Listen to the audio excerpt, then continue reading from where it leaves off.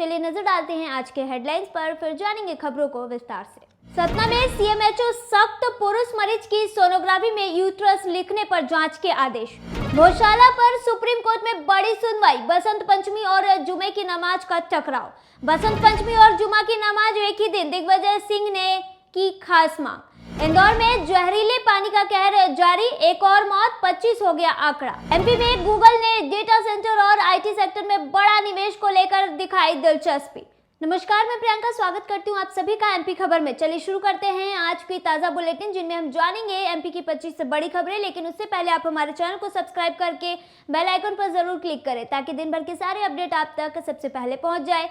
और चलिए अब खबरों को विस्तार से समझते हैं। सतना में सीएमएचओ सख्त, पुरुष मरीज की सोनोग्राफी में यूट्रस लिखने पर जांच का आदेश। मध्य प्रदेश के सतना जिले में निजी डायग्नोस्टिक सेंटर की लापरवाही का एक बड़ा मामला सामने आया है। बता दें कि इसे सुनकर आप हैरान हो जाएंगे। शहर के स्टेशन रोड स्थित सतना डायग्नोस्टिक सेंटर ने एक 47 वर्षीय पुरुष की सोनोग्राफी रिपोर्ट में गर्भाशय यानी कि यूट्रस होने की पुष्टि कर दी है। हैरत की बात यह है कि यह लापरवाही किसी आम व्यक्ति के साथ नहीं बल्कि एक जिम्मेदार जनप्रतिनिधि के साथ हुई है। घटना उचहेरा नगर पंचायत के अध्यक्ष निरंजन प्रजापति के साथ घटी है। सतना के यानी कि सीएमएचओ ने इस मामले को संज्ञान में लेते हुए कहा, यह मामला गंभीर है और मरीजों की जान के साथ खिलवाड़ है। रिपोर्ट की वस्तु स्थिति का पता लगाकर जांच के निर्देश दिए गए हैं। गौशाला पर सुप्रीम कोर्ट में बड़ी सुनवाई, बसंत पंचमी और जुमे की नमाज का टकराव। मध्य प्रदेश में राजा भोज की प्रसिद्ध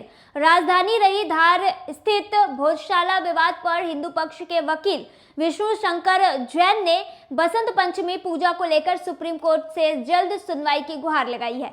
सुप्रीम कोर्ट बसंत पंचमी से एक दिन पहले गुरुवार को करेगा सुनवाई। बता दें कि 23 जनवरी को बसंत पंचमी और शुक्रवार दोनों ही है, लिहाजा याचिका में उस दिन मुसलमानों की नमाज जुमा पर रोक लगाने की मांग की गई है। बसंत पंचमी पर सिर्फ हिंदुओं को दिन भर सरस्वती पूजा करने की इजाजत मांगी गई है। साथ ही इस दिन एएसआई और सरकार को कड़ी सुरक्षा के इंतजाम करने के निर्देश देने का भी आग्रह कोर्ट से किया गया है।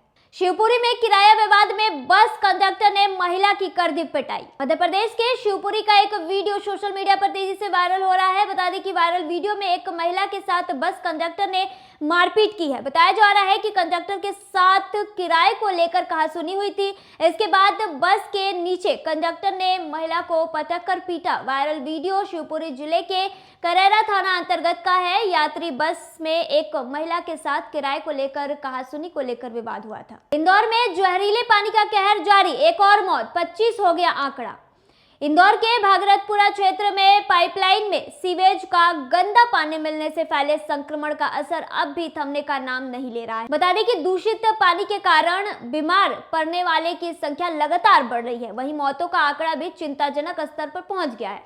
मंगलवार रात को अरविंदो अस्पताल में भर्ती एक और मरीज की मौत हो गई है, जिससे मृतकों की संख्या 24 हो गई है। स्वास्थ्य विभाग की टीम लगातार क्षेत्र में निगरानी कर रही है, लेकिन हालात को लेकर लोगों में गहरी नाराजगी है। पानी में इस इन्फेक्शन के कारण इंदौर हादसा, एमपी सरकार ने हाईकोर्ट को बताया। पानी में इन्फेक्शन के कारण इंदौर हादसा एमपी सरकार ने हाईकोर्ट को बताया।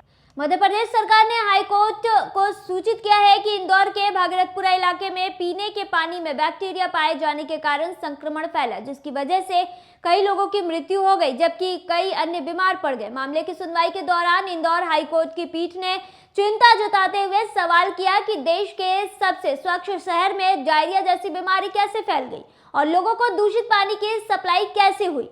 सुनवाई के दौरान अदालत ने पूछा कि देश के सबसे स्वच्छ शहर में निवासियों को सप्लाई किया जाने वाला पानी इतना दूषित कैसे हो गया और इतनी बड़ी त्रासदी कैसे हुई। ग्वालियर में घर में घुसकर लड़की की धारदार हथियार से हत्या, आरोपी फरार।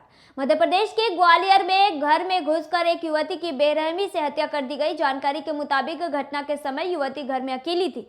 पुलिस मामले में प्रेम प्रसंग समेत कई एंगल पर जांच कर रही है। मामला गिरवाई थाना क्षेत्र के छोटे बाबा की पहाड़िया का है।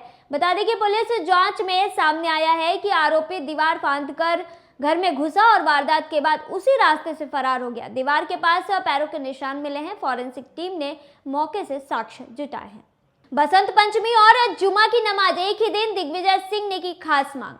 मध्य प्रदेश के पूर्व मुख्यमंत्री और कांग्रेस के वरिष्ठ नेता दिग्विजय सिंह ने बसंत पंचमी और शुक्रवार की नमाज एक ही दिन पढ़ने को लेकर एक पोस्ट के जरिए सरकार और प्रशासन से अहम अपील की है। बता दें कि उन्होंने साफ कहा है कि इस तरह की स्थिति पहले भी आ चुकी है और अब आपसी समझदारी और प्रशासनिक तालमेल से त्योहार शांतिपूर्ण तरीके से मनाया गया था। बसंत पंचमी और जुमे की नमाज जो एक साथ पढ़ने पर दिग्विजय सिंह ने सरकार और प्रशासन से एएसआई के पुराने आदेश लागू कर अमन शांति बनाए रखने की अपील की है। विजय सिंह ने किया हिंदू मुस्लिम से शांति और भाईचारा बनाए रखने की अपील। विजय सिंह ने अपने बयान में हिंदू और मुस्लिम दोनों समुदाय से शांति और भाईचारा बनाए रखने की अपील की है। उन्होंने कहा कि मध्य प्रदेश हमेशा से अमन प्रतीक रहा है, ऐसे में किसी भी तरह के तनाव से बचना हम सबकी सामूहिक जिम्मेदारी है।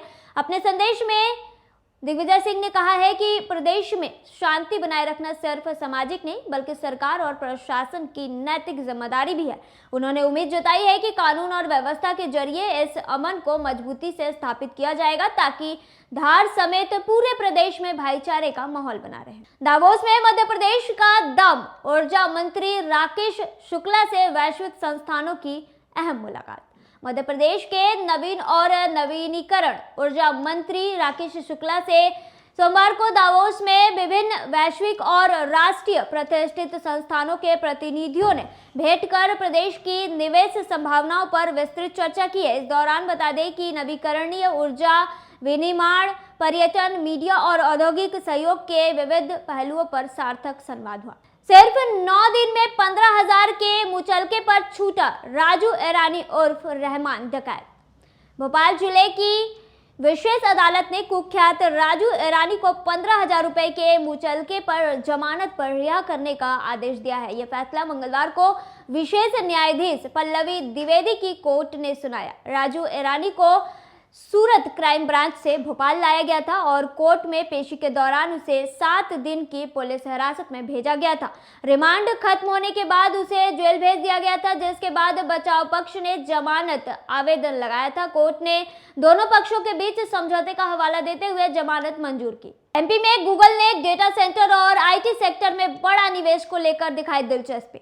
वर्ल्ड इकोनॉमिक फोरम में देश दुनिया के बड़े बड़े उद्योगपति पहुंचे हुए हैं। बता दें कि मध्य प्रदेश का भी दावोस में पवेलियन है और अधिकारियों की टीम वहां पहले पहुंच गई है। बता दें कि सीएम मोहन यादव का भी वहां सेशन है और दावोस में एमपी के प्रतिनिधियों से बातचीत के दौरान गूगल ने मध्य प्रदेश में निवेश को लेकर दिलचस्पी दिखाई है। वहीं आपको बता दें कि गूगल के एशिया पैसिफिक क्षेत्र के प्रेसिडेंट संजय गुप्ता के साथ दावोस में मंगलवार को मध्य प्रदेश के अधिकारियों ने बैठक कर राज्य में आईटीईएस सेक्टर और मौजूदा प्रस्तावित डेटा सेंटर परियोजनाओं पर विस्तार से चर्चा की। गुप्ता ने मध्य प्रदेश में आईटीएस और डेटा सेंटर में निवेश की रुचि दिखाई है। एमपी से लेकर ऑक्सफोर्ड तक विश्व रिकॉर्ड बनाने वाली प्राची धवेल ने रोशन किया देश का नाम। मध्य प्रदेश की बेटी Prachi Dhavel Oxford Centre for Hindu Studies में एसोसिएट आर्टिस्ट के रूप में नियुक्त। प्राची ऑक्सफोर्ड में